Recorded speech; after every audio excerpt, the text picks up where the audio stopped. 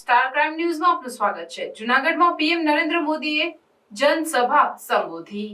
આણંદ અને સુરેન્દ્રનગરમાં સભા સંબોધ્યા બાદ વડાપ્રધાન નરેન્દ્ર મોદી જૂનાગઢ પહોંચ્યા છે। જૂનાગઢ લોકસભા મતક્ષેત્ર સંબંધી ચૂંટણી સભામાં પીએમ મોદી સંબોધન કરી રહ્યા છે। આ ચૂંટણી સભાનું આયોજન એગ્રીકલ્ચર યુનિવર્સિટીના રમતગમત સંકુલમાં કરવામાં આવ્યું છે, જેમાં ધોમધખતા તાપ અને ગરમી વચ્ચે મોટી સંખ્યામાં લોકો અને કાર્યકર્તાઓ ઉપસ્થિત રહ્યા છે। સભા સ્થળ પર આવેલ લોકોને કોઈપણ પ્રકારની મુશ્કેલી ન પડે તે માટે 2500 કરતાં પણ વધુ પોલીસ, પેરામિલિટરી ફોર્સ અને અન્ય જવાનોને ડ્યુટી સોંપી દેવાઈ છે। તમામ પોલીસ અધિકારી અને કર્મચારીઓ સભા સ્થળે પોતાની ડ્યુટીનો ચાર્જ લઈને જ્યાં સુધી સભા પૂર્ણ ન થાય ત્યાં સુધી ખડે પગે રહેશે। મહત્વપૂર્ણ છે કે જૂનાગઢ લોકસભા બેઠક પર ભાજપના ઉમેદવાર રાજેશ ચુડાસમા અહીંથી ત્રીજી વખત ચૂંટણી લડી રહ્યા છે। જય ગિરનારી, જય જય ગિરનારી। મારું સૌભાગ્ય છે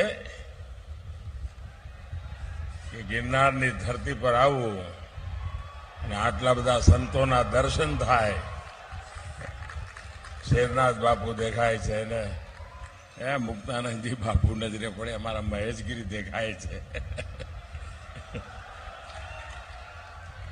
આપ સૌ સંતોને, વડીલોને મારા ખૂબ ખૂબ પ્રણામ।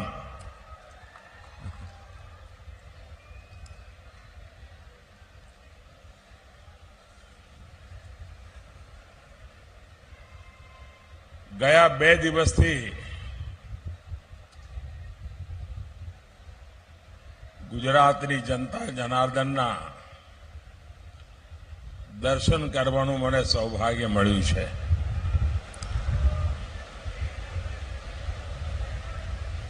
અને જે ઉત્સાહ અને ઉમંગ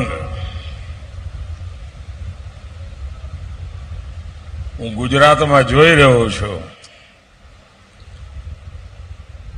આમ તો ઘરનો છોકરો હોય એટલે આશીર્વાદનું મન તો હોય જ બધાને,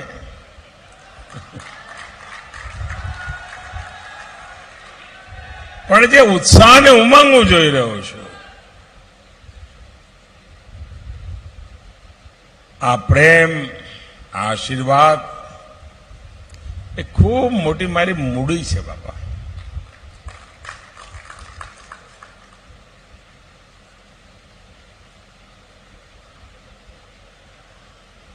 અને મને ગર્વ થાય કે જે જમીન પર બેસીને મેં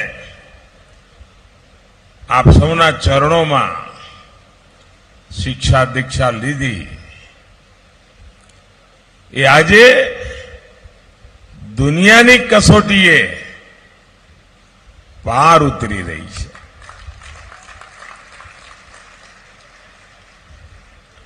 આપ સૌએ વડીલોએ મને આપેલી શિક્ષા, મને આપેલી દીક્ષા, મને આપેલા સંસ્કાર, આજે હું એને સલામ કરું છું કે તમારા એ સંસ્કારને કારણે આજે દુનિયામાં ભારતનો ડંકો વાગી રહ્યો છે।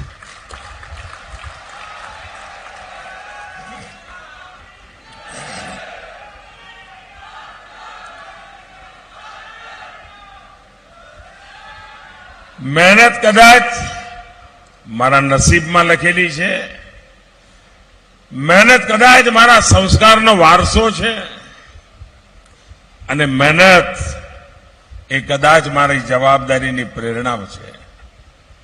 અને એના કારણે ગયા 10 વર્ષમાં આપે મને મોકલ્યા પછી મેં ક્યારે પાછું વળીને જોયું નથી।